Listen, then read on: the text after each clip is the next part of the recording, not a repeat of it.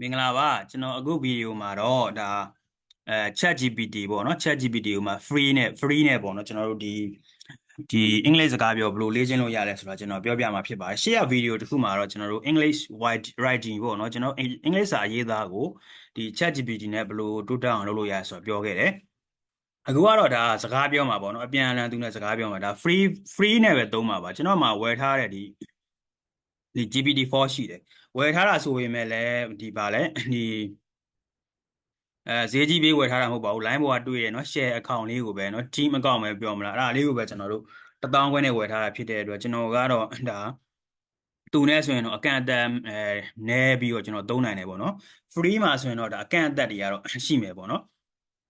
အဲ့တော့ဟုတ်ပြီကျွန်တော်တို့ကဒါကျွန်တော်က Microsoft Edge browser ကိုဖွင့်ထားတာကျွန်တော်ဒီ browser ကိုဖွင့်မယ်ဆိုရင်လည်းဒီထဲမှာ EDGE လို့ရိုက်ပြီးတော့ပေါ့နော်ဒီအရာလေးကိုဒီသူ့ကိုဖွင့်ထားတာပဲဖြစ်တယ်အဲ့တော့ဒါကိုဖွင့်ပြီးတော့မိတ်ဆွေတို့ကတော့ဒါ Chrome တော့ရင်လည်း Chrome နှိပ်ပြီးတော့ဝင်ပေါ့နော်ပြီးလို့ရှိရင်ဒီမှာကျွန်တော်တို့ကဒီ ChatGPT လို့ရိုက်ပြီးတော့ပေါ့နော် ChatGPT chat.open.com လည်းဖြစ်ပေါ့အဲ့လိုမျိုးရိုက်လိုက်မယ်ဒါဆိုရင်သူ့ရဲ့ဒါဒီ ChatGPT တဲ့ရောက်လာပြီပေါ့နော်ရောက်လာချိန်မှာကျွန်တော်ဒါလေးကိုဖွင့်နှိပ်ကြည့်ရင်ကျွန်တော်တို့ကဒီမဲ့ကျွန်တော်အခုသုံးနေရသည်ဒါ ChatGPT 4လည်းမဟုတ်ဘူးဒါ 4O လည်းမဟုတ်ဘူးเนาะအဲ့တော့ဟုတ်ပြီဒါလေးကျွန်တော်ဝင်ထားတယ်ဝင်ထားပြီးတော့အဲ့တော့ကျွန်တော်တို့ကဒီမဲ့ထားပါတော့ဗျာသူ့ကိုကျွန်တော် hello ဘာညာရိုက်တယ်เนาะအဲ့ဆိုရင်သူကဒါစကားပြန်ပြောနိုင်တယ်ဒါကတော့ဒီစာနဲ့ပြန်ပေးနိုင်တယ်ဒါကတော့လူတိုင်းလည်းသိကြလိမ့်မယ်ပေါ့နော်သိကြမယ်ဆိုမှဒီမှာဒါကသူက 4O နဲ့ပြန်ပြောနေရဗျာဒါ3.5ပြောင်းလာလဲရတယ် 4O မသုံးချင်ဘူးဗျာနှမျောလို့ 4O ကကိုယ်တနေ့နည်းနည်းပဲပေးတာလေဗျာเนาะအဲ့တော့ဒါ3.5သုံးလိုက်တယ်ပေါ့နော်အဲ့တော့ထားပါတော့ကျွန်တော်တို့ကဒီမှာစကားပြောချင်တယ်သူနဲ့စကားပြောချင်တယ်ခက်တာဒီမှာဘာမပါဘူးလဲဆိုတော့ဒီ microphone icon လေးမပါဘူးပေါ့နော်အဲ့တော့ဒါမျိုးလေးကဒါစကားပြောကလေ့ကျင့်လို့ရနေရတော့ကြာပါပြီဒါပေမဲ့တချို့ကလည်းဒါလေးမသိကြသေးဘူးပေါ့နော်မသိကြသေးတဲ့အတွက်ကျွန်တော်ပြောတာဖြစ်တယ်အဲ့တော့ဒီမှာအဲ့ဒီ icon လေးပေါ်လာဖို့အတွက်ဆိုကျွန်တော်တို့ extension တစ်ခုသုံးဖို့လိုတယ်ပေါ့နော်အဲ့တော့ဒီမှာဒီအပေါင်းလက္ခဏာလေးကိုနှိပ်ပြီးတော့ကျွန်တော်တို့ဒီဘာရိုက်လိုက်မယ်ဆိုတော့ voice control ChatGPT ဆိုပြီးရိုက်လိုက်မယ်နော် voice control ChatGPT လို့ရိုက်ပြီးတော့ကျွန်တော်တို့ enter ခေါက်လိုက်မယ်ပေါ့နော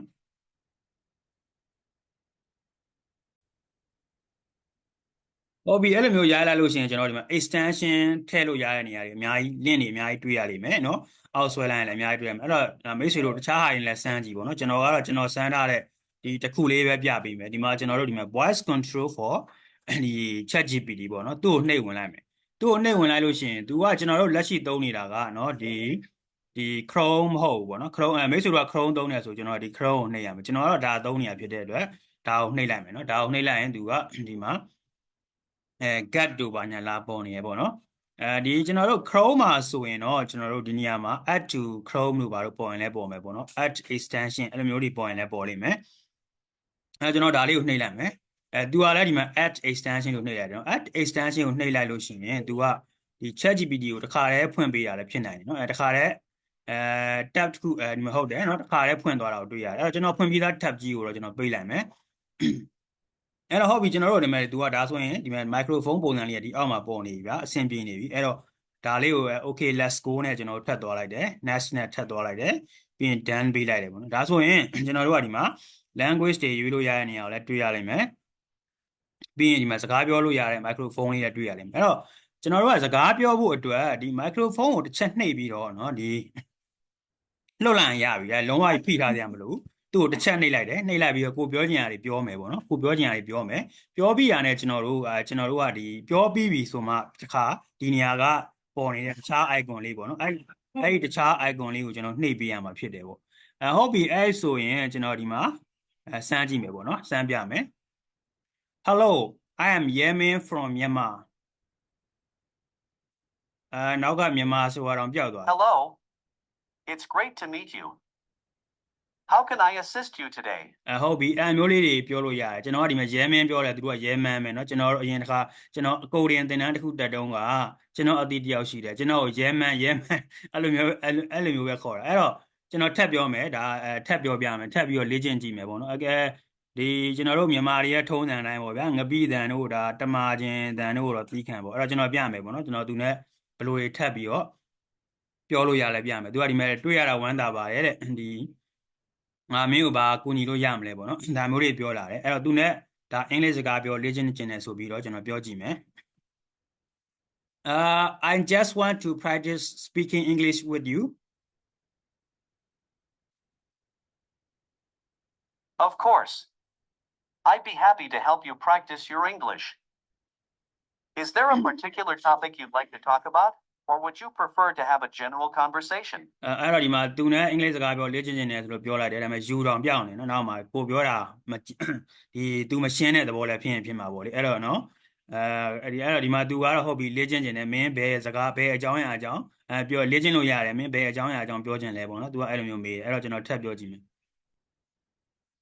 But I don't have a good command of the language and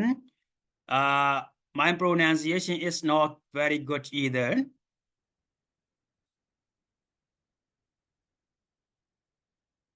No problem at all. Practicing is the best way to improve.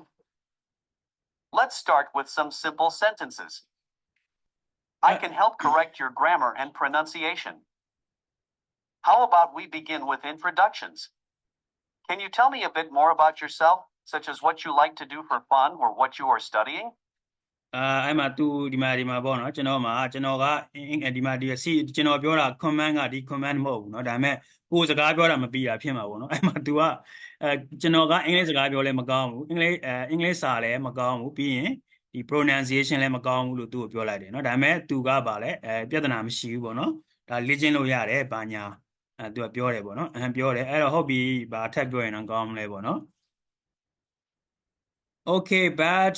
I have no idea how to start the conversation. No worries. Let's start with a simple introduction. You can follow this format. Your name, where you are from, what you like to do in your free time. For example, သူကတော့ဒါ My name is Ahmed. 4နဲ့သုံးသွားတာဗျာနော် 4နဲ့သုံးသွားတာ I am from Yemen. Got 3.5 ဆိုရင်ရော In my free time, I like to read books and play football. Now, you try. ရေးတဲ့သူပြောတာတွေကလာ No များနေတယ် worries. ဟုတ်ပြီဗျာဒီလောက်ပဲ Let's start with ဒီလောက် some ပဲ basic ထားလိုက်တော့မယ်နော် introductions. refresh ပေးလိုက်မယ်ဒီကောင် You အတန် can ကြောက် say တော့ something like, အဲ့တော့ဟုတ်ပြီဒါမျိုးလေးတွေလုပ်လို့ရတာကိုတွေ့ရတယ်နော်အဲ့တော့ကျွန်တော်ပြောတာမပြီးမပြင်းဖြစ်နေရင်တော့လည်းတီးခံပေါ့နော်ဒါလောက်လေးပြပေးတာဖြစ်တယ်အဲ့တော့ဒီဒါနဲ့သူနဲ့ကျွန်တော်လေ့ကျင့်လို့ရတယ်ပြီးကြရင်ဘာပြောဖို့ကြံနေတော့ဒီလိုမျိုးပြကျွန်တော်ထားပါတော့ကျွန်တော်ဒါကြီးကိုပြန်ဖြုတ်ချင်တယ်ဆိုဘယ်လိုဖြုတ်မလဲပေါ့နော်ကိုကဒါကြီးမသုံးချင်တော့ဘူးကွာဒီမိုက်ကြီးဖယ်ချင်တယ်ဆိုရင်တခြားဟာသုံးချင်တယ်ပေါ့နော်အဲ့မျိုးတခြား extension တင်ချင်မယ်ဒီကောင်မသုံးတော့ဘူးဆိုရင်ရောခဏလေးတော့ကျွန်တော်ထပ်ပြောလို့ရလားကျွန်တော်နည်းနည်းကြည့်လိုက်အောင်မယ်ဘာလို့ဆိုတော့ကျွန်တော် chat GPT 4 over ကုန်သွားတယ်ထင်တယ်နော် 3.5 ပဲကျန်တော့တယ်အဲ့တော့ 3.5 နဲ့ဆိုရမရကြည့်ကြည့်အောင် Hello how are you Oh sorry how are you ယူတော့မှ hello. ကိုကမပြီးခင် It seems like you're starting with a greeting. အဲ့တော့ If you're looking to continue, ထားတော့နော်ဒီမဲ့ तू ကဘာ तू ပြောတာတွေဘာထားလိုက်တော့အမေဒီမှာ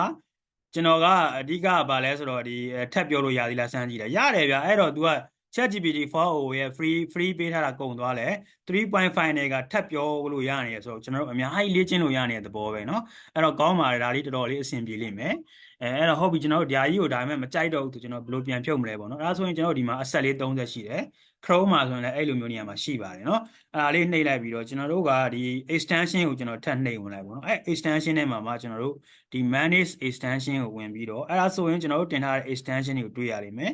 ပြီးလို့ရှိရင်သူ့ကိုဒီကျွန်တော်အခုတင်ထားတဲ့ဒီ voice control လေးကိုဒါ remove ပေးလိုက်လို့ရှိရင်